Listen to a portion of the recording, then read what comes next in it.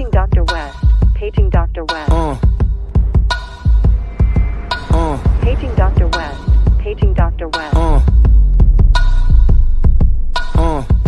Wake up, Mr. West, Mr. West, Mr. Fresh, Mr. By himself, he's so impressed. Wake up, Mr. West, Mr. West, Mr. Fresh, Mr. By himself, he's so impressed.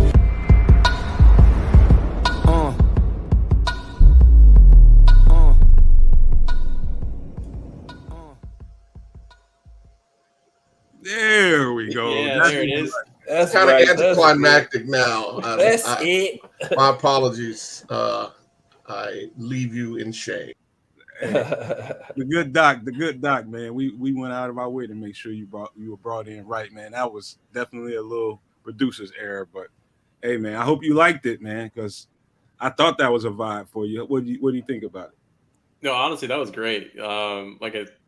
Like I said before, that's better than anything I got on my show. And then when you throw on, that beat on there, oof, that was nice. Hey, man. Yeah. Like we could do something about leasing that thing out, man. But hey, man, listen, we had so many people chatting about Darnell Mooney and being concerned about it to the point where I was like, I got to reach out to this guy because I had really no answers for it because I don't know anyone that's had screws inserted in them. I know people that have had all kinds of different surgeries and different ailments. I that's one thing I have no experience with as far as my group of friends, people that I'm connected with. I don't know, man. So Dr. West, if you could be a good doc and explain what that's like. What's the residual to having screws inserted into an ankle? Yeah, I mean, it really depends on what kind of surgery you end up getting. If you go more of a traditional surgery, yeah, they use screws, super solid, bolts the ankle together. Traditionally, when you're going that route, it's because the tibia and the fibula, the two lower bones of the lower leg, they've actually pulled apart and separated a little bit along with the breaks. And you actually get a tear of what's called the syndesmosis, this ligament between those two bones. So you gotta lock it in.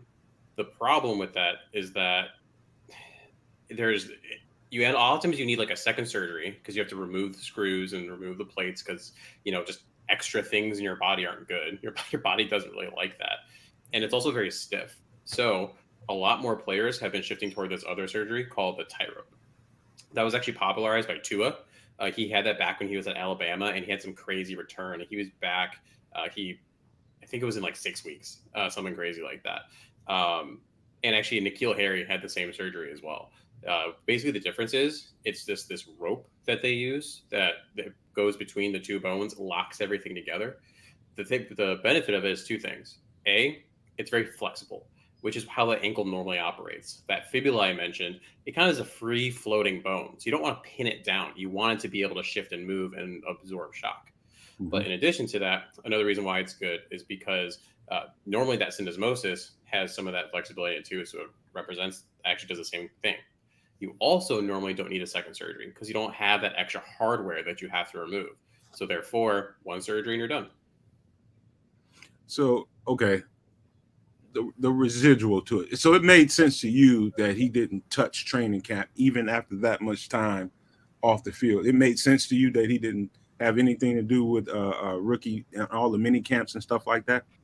Yeah, like you saw the crazy case, like I said, Tua, how he was back in 6 weeks. But in all reality, it's a longer process than that. Normally, you're in a splint for 6 to 12 weeks. Then, you're doing rehab for 3 to 4 months. Considering he had it back in November, he is right on the timeline. Training camp was always the time that they were thinking. The mini camp also, I mean, he's been there. He was there last year. He got a bit of the offense. He's got a great rapport with Justin. He was around the guy still too. I mean, you look at the picture behind me if you're watching live, right? I mean, he's hanging out with all the dudes and he was doing some workouts separately. He didn't need mini camp. Training camp, like I said, was always the plan. That's what he needs. And that's not really a concern, right? I mean, what was it? A week ago, he threw up a video of himself running, doing routes. Even further back than that, he was on that show, the 33, along with the St. Brown brothers. And he was talking about how he was running and cutting at that point. So he's been doing the work already. Is there some residual stuff? I mean, there's always going to be something, right? It depends on your rehab process. It depends on if the person you're working with is putting you through the right stuff, loading all the different ways you need to load. So, but in terms of the surgery itself, the timeline, it all makes sense. One more quick question about that as far as I go. I know these guys have a couple things they want to ask, but say let's just make it personal. Say I was Darnell Mooney and you were the trainer, and you're holding me back. I'm feeling like I'm ready to go out there and give a full workout, cutting and running and doing everything that I would do normally in a practice. After a ramp up, you've taken your time to get me ready to where I could perform in that way, high performance. Let's say I started experiencing swelling and maybe some fluid around the ankle. How concerned would you be with something like that, or would that be normal? I would have to track it over the course of about maybe like a week or so, because if it swells one time, two times, I'm not super worried about it. Every time you're bringing in new loads, new stimuli, you're going to have reaction from the tissues. So, there is a difference between training on your own, running, lifting weights, doing all that stuff you need to do, and like an NFL training camp. You can't simulate that. You can't, a training camp, we've all been through it, right? We try to prepare for our different camps leading up to our football seasons and different things like that. It's not the same as when you have, your guys around you, you have the coaches pushing you. It's a much bigger process. So, if it happened once or twice and it went down, I wouldn't be concerned about it. If over the course of that first week, it just kept swelling and swelling and swelling, now all of a sudden that's where we need to pull it back and say, okay, is there something going on here? Right. Potentially, is there a tightness in the calf that's not letting the anterior tibialis, the front shin muscle, bend that foot up how you want it to? Is there a hip weakness so therefore when you're slamming your foot on the ground when you're running, it's hitting too hard and that's creating the swelling? So there's so many different things you end up having to look at, but it's not just hey, you have swelling, it's bad. It's just a part of the recovery process a lot of times. Before you go, Samuel, I know you got some questions you want to ask me. I love the background. That's a dope picture back there. Love it. And so you had to put that out there, Sam. Go ahead. Thanks for the update on Darnell Mooney. I think you covered everything there. Let's Trip. You have any other questions about Darnell Mooney? As far as long term, will not having the pins and having the tightrope, if that's the procedure that he had, does that prohibit him from having, pain in the future, or will any injury or just playing football, this is going to go forward beyond his playing days? Yeah, Darnell mentioned, I think it was that same interview that he did with the St. Brown brothers, that he had the tightrope. So I'm pretty sure that's what he had. Plus, that's what most players are doing now. It just makes more sense. But like you were just kind of alluded to, football's football, right? We can do the best we can to maximize our players' potential and to try to reduce the chances of injury. But, it's impossible to take it away entirely. Now, anytime you change the biomechanic of any joint, you're going to be predisposed to something a little different. The best surgeon in the world, the best physical therapist, you're not going to be able to undo what you've changed because it isn't exactly the same, right? I mean, you might have a 2-degree difference in that bone now just because of how it's set. You could have just a slight change in the fascia, that interconnectiveness compared to where it was before. So, he's going to be in the best position he can be at this point in time, but, there's no way to just prevent it entirely. Nice. Well, I had a question about another player who elected not to have surgery, and that's Eddie Jackson. He has, I think it was a Liz Frank injury. Mm-hmm. Can you explain to us in the chat, exactly what a Liz Frank injury is, and talk about the decision not to have surgery and to just do the rehab process, and if that was a good decision and the likelihood of re-injury because of that decision, or if that is going to create an issue later on in the season. Yeah, absolutely. So if you break your foot down, you can do it into 3 parts: your hind foot, your midfoot, and your forefoot. Midfoot, like it sounds, is the middle of it, so kind of the base of the toes back a bit. A Liz Frank happens if the bones in the midfoot are broken, or some of the ligaments that support that midfoot get torn. Now, the reason you would get surgery is if you had such a severe break that you needed some screws and things put in there to lock it down. Mm-hmm. Maybe if you had such bad, ligament damage.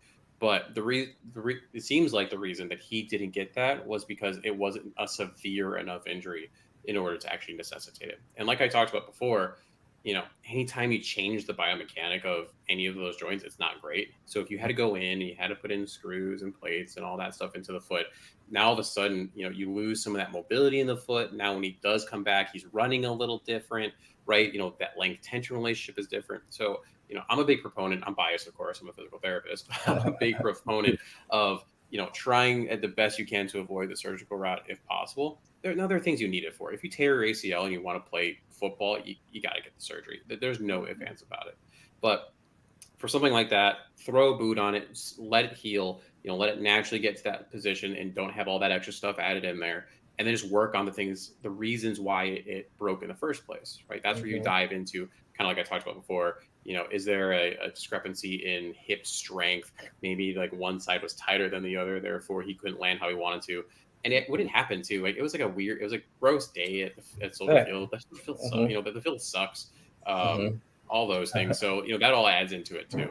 I think he made the right decision not doing it. From what I understand, I've been able to see him work out, which is great. He's in a great spot. I think he's going to have a really good year, and he's getting undersold a lot by national media. I think just because of the surgery. Nice. So we're not looking at a Joakim Noah type situation. I think he's the only other player in Chicago I can remember having a similar injury, and I think it affected his career later on. It's just like I don't know if he had the surgery or he didn't have the surgery. If you know anything about that.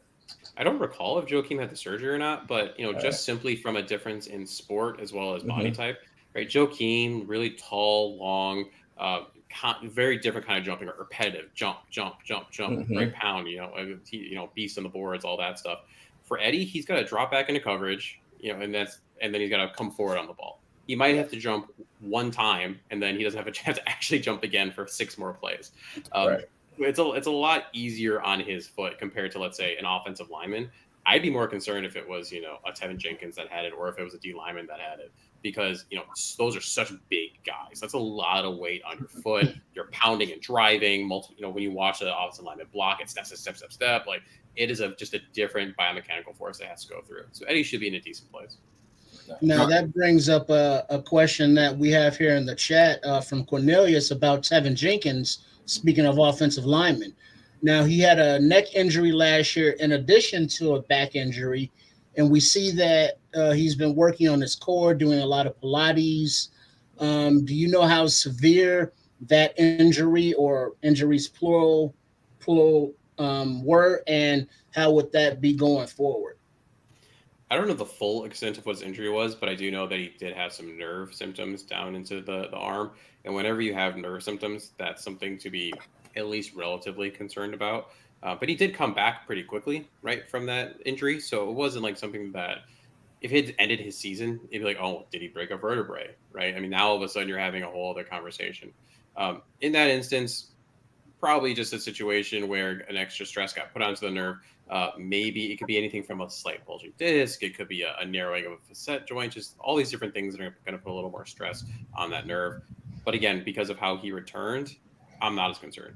What I am concerned about is the fact that it was this, and he had the back issues before, which had nerve symptoms. He talks about that a lot. And so it's all connected. That's why he's doing the Pilates. He's really trying to create that core stability. But I'm really hoping that someone is in his corner doing a lot more of some of the work that needs to be done for those people that tend to lean into the nerve impingement zone, I guess you could say. Now, follow up with that, would switching to the left side from the right help out with that at all? It probably wouldn't. A lot of that is the neck, the back. I mean, yes, it might be work one-sided a bit, but when one side's working, the other one's working. It's a teeter-totter. Right. So if I'm reaching with my left arm and I'm mainly using my left upper back to do that, my right upper back has to balance that out. So at the end of the day, it's going to put pressure there regardless. You know what? Just really quick, because I know you got limited time. I want to get all we have in for you, because Sam wanted to ask a question about soft tissue. But before we go there, and I knew this would come up too. Did they ever specify what injury Jack Sanborn suffered? I just remember them saying foot or ankle. Yeah, they didn't get into it. The Bears are real protective over their injury reports. Unless you talk to someone directly in the locker room, you normally don't get a lot, or if they talk about it specifically in an interview. But from what I'm understanding, he's also in a situation where he should be good for training camp. Knowing someone that's working pretty close with him, he's moving along well. Okay. Because Sam, go ahead and get your last one I got for you, Doc. Chase Claypool, probably the most polarizing player on the team right now, is dealing with a soft tissue injury towards in what was that, mini camp or whatever, and he didn't finish mini camp, and people were questioning him. You talk about it, and we know that in training camp we see a lot of soft tissue injuries as well. So sure. It's probably, can you just explain to us in the chat what soft tissue injuries are, why do they occur, and why do some players take longer to come back from them than others? Yeah, absolutely. So at the end of the day, soft tissue injury is essentially you have 4 grades, grades 1, 2, 3, and 4. And if they're all tears in some way, grade 1 are just really tiny tears. It's a step above when you work out. When you work out, you create micro tears. You have a grade 1 strain, you have a slightly bigger tear. Grade 2, a little bigger. 3 is partial. 4 is complete, right? Just completely torn. So when you're talking about those soft tissues, it's always in that 1 to 2 range. Now, it depends on which muscle you're talking about. One of the most common ones is hamstring. One of the reasons that a hamstring soft tissue injury occurs is because of the lengthening process. So when you think about when you're running, right, or when you're landing or anything like that, right, when your knee is straightening out, that hamstring has to lengthen and control the knee lengthening out. So if it does it too rapidly, especially when we start to fatigue, right? Maybe it's 3rd, 4th quarter, we've been playing for a while, or maybe I didn't prepare properly for my mini camp or whatever the case may be. Now all of a sudden I can't eccentrically lengthen, and after a while you get that little tear that goes on in there. It goes also back to position matters, body type matters, everything, your sleep, your nutrition. All of that goes into it, right? I mean, you could literally have an instance where in one multiverse, player A hydrated properly, but in multiverse B, they didn't. And that was one of the reasons it led to a tear. Or sorry, that strain in that soft tissue. If you have... One thing I've learned when I've started working more and more with athletes is the NFL is very mid at preparing their athletes and keeping them in the right condition. There's too many athletes. A lot of them are cogs in a wheel, and they just don't have the resources to do it, you'd think. So, when they end up coming to, let's say, like someone like myself, they go reach out to a guy like Dr. Michael Risher, who's a fantastic chiropractor, who is very active with, Justin and Darnell and all that.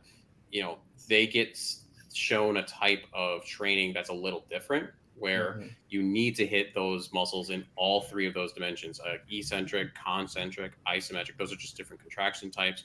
Are you hitting them at different angles, right? Because it doesn't matter if you just can squat. How often do you truly just squat on a football field? Almost never, right? But can you squat and generate the same power with a 30-degree external rotation of your hip, because that running back is going to be cutting from one side to the other? It's all about being creative and understanding the forces that go into the human body. Thanks. Well, you guys, man, I want to keep talking and asking questions to Mason. I want to talk some football with him before he gets out. And just for the record, our producer, he's a wise guy. He wants to text me right now during the show just to pick around with me, man. So I had to turn my phone off because Chris wants to be a beef jerky right now. But hey, man, I got a bunch of stuff and people don't know. Dr. Mason West is very well read in on the football, and so I don't want to call Dr. West in here just to talk about injuries. I want him to flex his muscle, if you would say, on football. And so, okay, Doc, thus far, heading into the season, the 53 hasn't been set. We got to go through training camp. We've got to go through everything. Do you like where we're sitting, and do you think we have a need? Where is it? Is it on offense, defense, both? Where are you at with everything? I think, considering where the Bears were, right, going into the offseason, that Ryan Poles has done a pretty good job in terms of creating competition at a lot of different positions. And just that trickle-down effect. I know the last time I was on here, I talked about this with the wide receivers.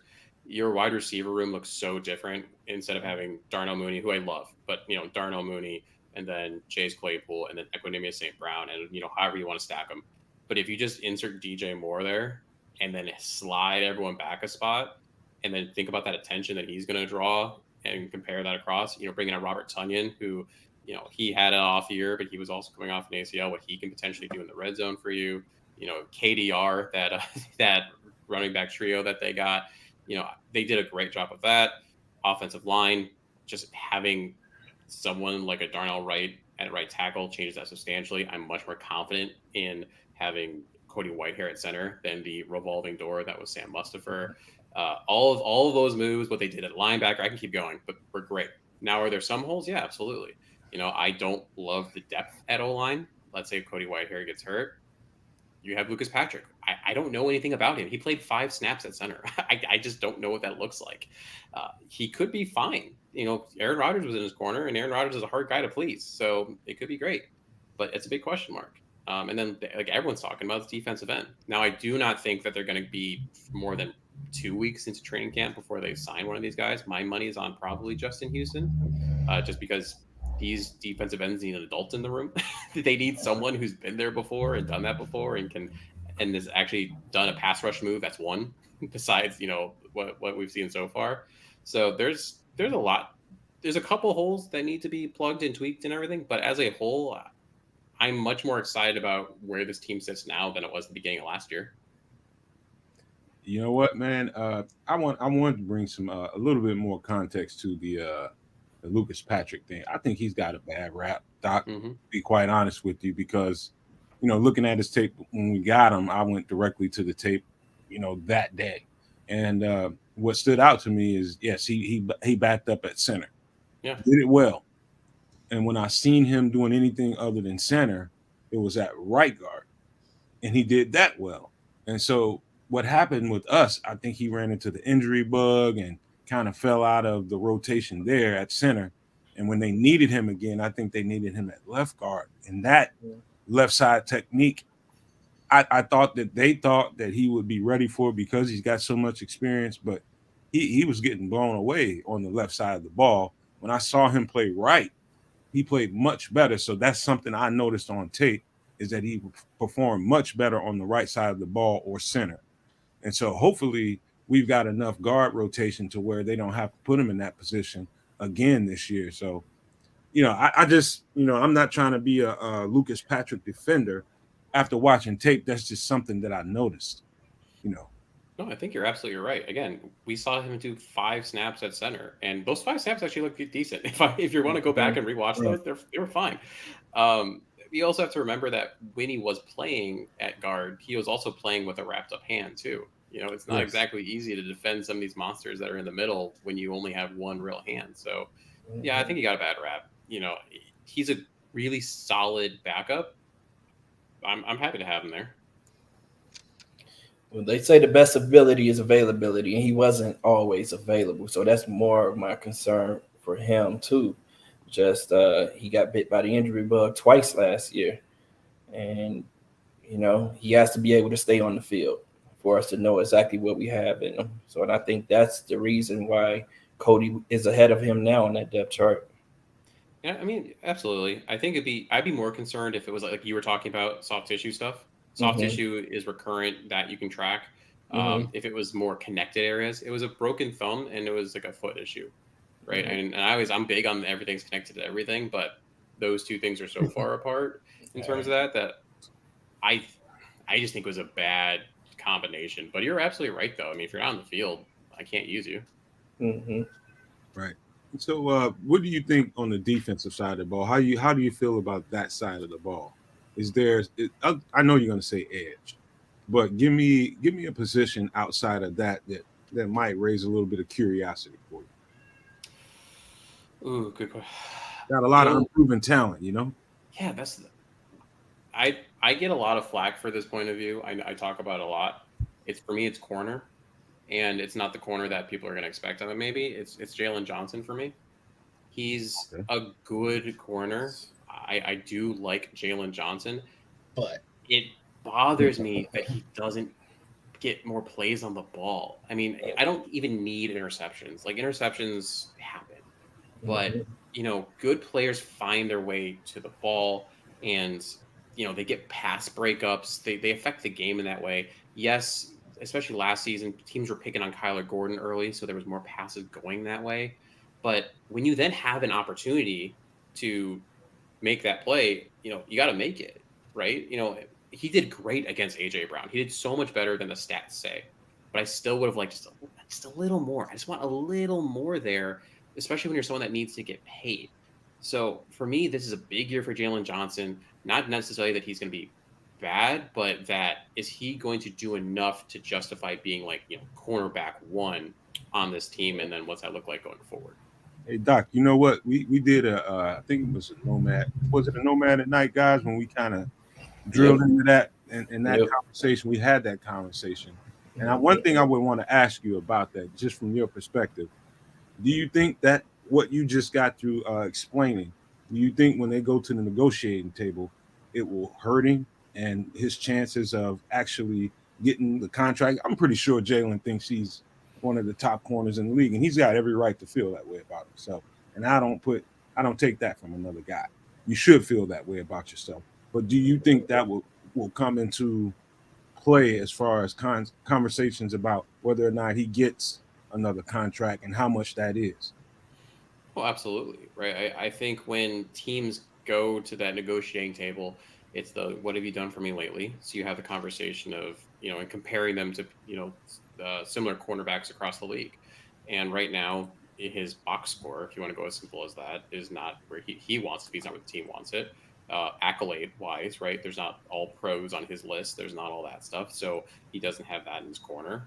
He's a fine cornerback. The problem is the league right now, it's similar to quarterback, where there's a lot of the high end guys, right? The guys that get paid. And then there's a drop, and then there's your replacement level. We need you to come in and help. There's not a really good market for that middle ground of corner and how you get paid there. Maybe a Dean out of Tampa Bay might be a good example in terms of what a contract might look like. But I think Jalen's going to want significantly more than what the Bears are ultimately going to give him. The question ends up just becoming, is he fine with that? Is he? And he also, I think just today, I got new representation too. So whenever you see that, whenever there's new representation, you know that's spinning. Yeah, that actually, I saw that this morning. I think that came out. But with that being said, man, you know what? And I want to be clear to everybody. And if Jalen's watching the show, man, dude, I will never try to get into your pockets. I'm just calling balls and strikes. These guys, this regime covets taking the ball away. Mm-hmm. The fact that he hasn't had enough takeaways in his career so far, given that was his first year on the defense, and give him another year which is perfect timing. Give him another year to see if he can up that ante a little bit, and I hope he does, and I hope he gets his money. But I can see a universe in where they move on and try a younger guy, and I would hate that for him. But I'm just being realistic. I can see a world where it happens, and so. Well, that's the thing. The business side of football that kind of sucks is, Jalen came in as a rookie. He was balling out for us, and we respect what he's done. But now you have this Poles regime that comes in. It's all right, you what not guy. We want to bring in our people. We want to keep them young under contract control for cap purposes. And then, there's a very brief history that we have with Ryan Poles. But we do not have players overvalue themselves, because Poles does not play that. Yeah, we saw that in the Roquan Smith situation, and I think that Jalen's going to find himself in that same situation right now where he overvalues himself. He speaks of himself very highly, man. But, the fact of the matter is, top cornerbacks that get paid are the guys that get interceptions or they're causing fumbles. And he has one interception in his career. And we just had a rookie that we drafted last year who got 3 in his rookie year. He had a rough year, but he had 3 picks, and he showed promise towards the end of the year. So, and then we go and we draft 2 other guys who, are there. So this is they're putting a lot of pressure on Jalen, as far as that contract situation goes. And like you say, Nomad, I want the man to get his money. I want him to get what he feel like he deserves. If it can't be here, I understand. That's all I'm going to say. You know, if Brian Poles has to pull another Roquan Smith like trade for Draylon Johnson, then I would be okay with that because, you know, in that situation, both parties get what they want. You know, Samo, Kenny right here hit the mark. I mean, he likes Jalen a lot. He's also confident that Flus and Poles can find DBs. I am too. And from that standpoint, you know, and I do not want to sound like I'm pro player. If there's ever anybody pro player, you guys know that I'm always defending the football players. But I also have to be realistic about what could possibly happen. And I think Kenny just hit a bullseye, man, because if he doesn't hit the watermark as far as what he's asking for, I think they won't have a problem moving in another direction. So you have the depth at that position. Mason, I have so many. Oh, the good doc. Let's call him that. That's his name on this show. The good doc. Hey, man, I got a bunch of questions I wanted to ask you here, man, and I know you're limited on time, so I'm gonna get ready and get started. Let's start on the offensive side of the ball. I'm just gonna fire a few questions about players, whether you think they'll make it or not. Stop me. Or go ahead and give detail as to why you think they're not, if you want to, if they won't make the team, or why not. So let's start with Treston Ebner. What do you think is going to happen with that guy? He gone. His packing, Poles is packing his bags for him. I mean, you went out and I know Rochon kind of fell in their lap. Poles even said that they didn't expect him to be there. But even before that, I mean, they went out and got a third down pass catching running back. That was what Ebner was supposed to do. But instead they went out and got a veteran that did it and does it really well. And there's just not enough room for him. You guys in the chat, just let me know. Give me a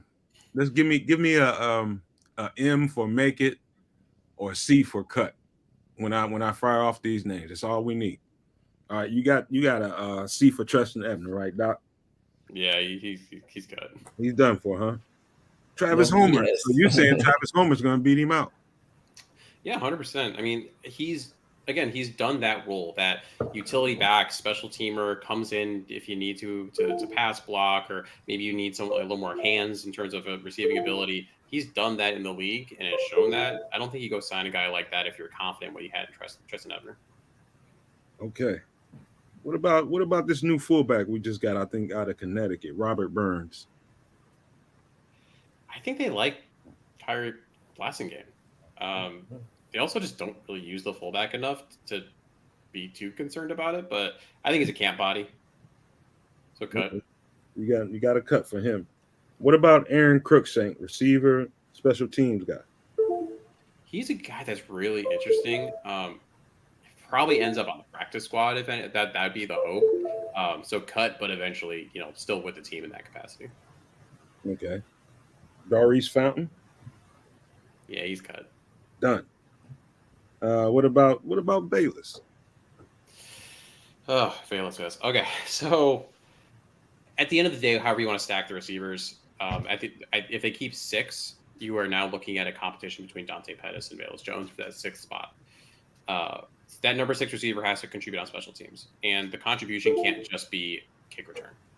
So training camp and these preseason games are going to be huge, because if Bayless can show that he can return punts and not fumble them, it's his spot, just because of what he also brings to the offense. There was the first half of the season, every time he touched the ball was for either a first down or a touchdown. It was crazy. But that was all he really did. Dante Pettis isn't good, but if he catches the punt, he doesn't turn it over. So Bayless still has the lead, but he has to perform. He has to be able to contribute on special teams. I think Bayless is going to be one of the reveals on this second year, his sophomore season. I let it be known about that on our last Nomad at Night. I think he's going to be a reveal this season. So I'm not concerned about Bayless, but he definitely has to hold on to that ball and perform at a higher level than he did last year. That you just kind of preceded me. Dante Pettis. And, a lot of people talk about, hey man, we don't need that guy no more. You dropped too many passes. Man, Dante Pettis performs his behind off. Okay. I think he's going to make the team, but I don't know, Doc. What do you think about that? There just aren't enough seats at the table. There are too many other positions you need. I mean, you're not going to carry. I don't think you're going to carry 7 receivers. That just seems like too many, especially with the tight ends you need. I mean, the running backs you're going to carry. Then you start to go like how many DBs you're carrying, how many offensive linemen. I just don't think he brings enough to the table, especially because if you start to break it down, right? How many targets go to DJ Moore, and then how many go to Darnell Mooney, and then how many go down, and how many, you start working on that line, and now you're like, you got nothing left for Dante. So, unless he's going to be your gunner, unless he's going to be your punt returner, there just isn't a reason to have him.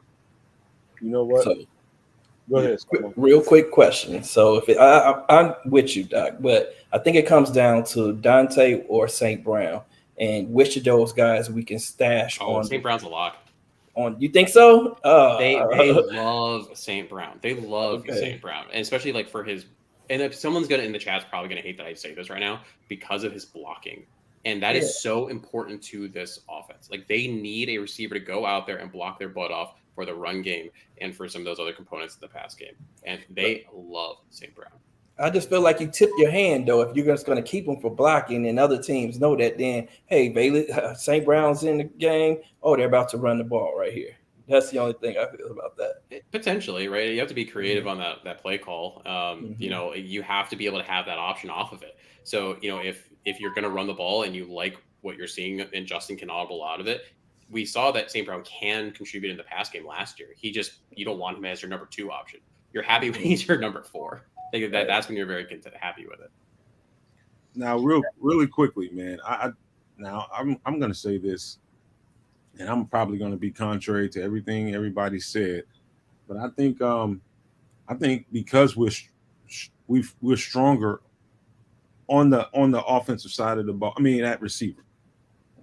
I believe there's a good chance that Dante could bump EQ St. Brown if there's a last spot to be had, just to make sure they keep Vegas. I think there's a world that happens, but Question: Didn't they just give EQ a 2-year deal and Pettis a 1-year contract? Yep. Mm-hmm. I don't mean a whole lot when it comes to that kind of stuff. It wasn't for that much money. You know what I mean? So it's one of those, hey, pay you for what you did. If we might have to cut you. But I do believe that they kept EQ around for continuity with him with the whole, pretty much the whole receiving corps having mostly a year under their belts. I don't know that they need him for that now, especially when you just brought in what's his name, the tight end from Tunyon. Yeah, so that part, knowing the offense that way is kind of what you want to have in your locker room. You don't necessarily have to be anchored to EQ that way, and I like EQ, and I think they like EQ, but I think they have some choices to make. I just know one thing: you don't put a nuclear weapon like Velas on the you don't cut that guy. No, let me ask you this question: what is Dante Pettis' defining skill? Route running. How many times did he beat one-on-one man coverage? I think he beat it often. I think Justin did. If you go back and look at that tape, he was blanketed more often than not. When he had to be kind of the number 1 receiver when guys started to get hurt and he was the focal point. Yes, you're correct. It was a section of the season where the injuries had mounted, and yes, he had to be the focal point, and they were all over his behind. And Greg Gabriel also said that he was dealing with an injury last year that he didn't disclose or whatever. And I just know that he has a rapport with Justin Fields. And if you see this offseason, whenever you see Justin, you see Dante really close to him, right? So I just think they have a relationship around the team because they're friends with Justin. True. The defining play I have of Dante Pettis was when he was wide open on the right side of the field. That was the play. He did great in preseason. I was a huge Dante Pettis stan. Get him on the team, keep him. He's doing great. That was the play, and then ever since after that, it was kind of like, where's Dante? Because he just wasn't beating people. I mean, he's not a number 1 receiver. I don't think he's a number 2 receiver. However, he can excel at a 3, 4, or 5. And when it was a certain part of the season where it's like, man, I feel for Dante because he's going to get a lot of shade coverages over him. It's going to be, people are going to be focused on him because he was at a point, he was the best receiver we had. I mean, by a long shot, if you ask me, all around, he was the best guy that we had. Knew the system, knew everything about what we needed to do, and he can wiggle and get open. I think the drops, soured most people's taste on Dante, and that's fair. That's fair because he had enough drops during the year to kind of run some people away. But I don't think, in the big picture, I don't think people ought to hold that against him completely. As far as his big body of work, I think Dante has a lot to bring to the table. And so, I mean, that's how I feel about the whole thing. And I'm not trying to convince anyone to feel any different, but I just had to put it out there for him. I just feel like this.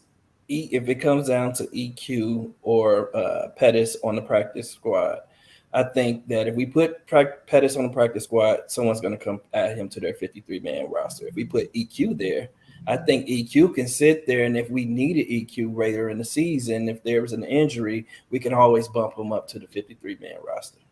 Well, to wrap up for Pettis, from my point of view, if one of these rookies or somebody comes in and makes Pettis expendable, 7th round pick, 6th round pick, he's out of here. Oh, yeah. Okay. Now we covered offense, we covered defense, but now the most important thing there, Doc, Santos or Smits? Who's the starting kicker for the Chicago Bears in the 2023-2024 season? Schmitz is good, actually. Like he's actually a good kicker. They're gonna give Schmitz every opportunity to win. I think. I mean, I wouldn't be surprised to watch them do something where they're like alternating kicks in the preseason kind of thing, and whoever performs ends up winning it. I'm gonna say Santos for now, just because I think he's the kind of professional that will figure out like how to win a competition kind of thing. Now, is that going to be the best choice? That I'm not 100% sure on.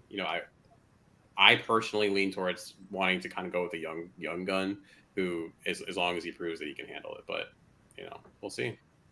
All right, I got to bully in here right quick because we only got a few minutes left with the good Dot. But I wanted to get a couple of really. These are the greatest questions that I could ask him while he's on the show, and I think these are the most important questions that we can ask him, and the fans are gonna love this. It's got shit to do with football. Excuse my language. Where are the best Italian beef spots in Chicago? That's such a good question. I'm gonna be completely honest. I don't end up in the city enough. I just started the gig in the West Loop, and one of my main goals for this next couple months is to get better Italian beef, because I've been stuck in the suburbs where the best one is like Portillo's, which, no offense to Portillo's, no, good, but like it's not like a Mr. Beef though. Right. So Mr. Beef is my main answer right now, because that's like one of the handful I've been to. But that would be my number one right now. Okay, so for the people, it's always people watching the show that aren't familiar with the streets of Chicago. They have no idea where you can find a Mr. Beef. Where's Mr. Beef, Doc? Where's Mr. Beef? Is Doc? I just throw it in my GPS. I don't know where I'm actually going. We all need that. Well, you got Owls near you now, so you can check that out too on Taylor Street, Doc. Owls is near me? Okay, I didn't even realize that. On Taylor Street, yep, not too far from you. What about the Chicago thin crust, man? Where do you get that, man? Just tell them in your area. See, this is the thing. You're gonna hate this, because one of my favorite pizzas is a Peace Pizza, which is actually technically Connecticut style, but it is so damn good. What is Connecticut style pizza? So it's like more like that amorphous blob that you throw into like a wood fire oven. But they have this one that has as their white pizza, so it's got olive oil and like clams on it and all that. Like, it's really good.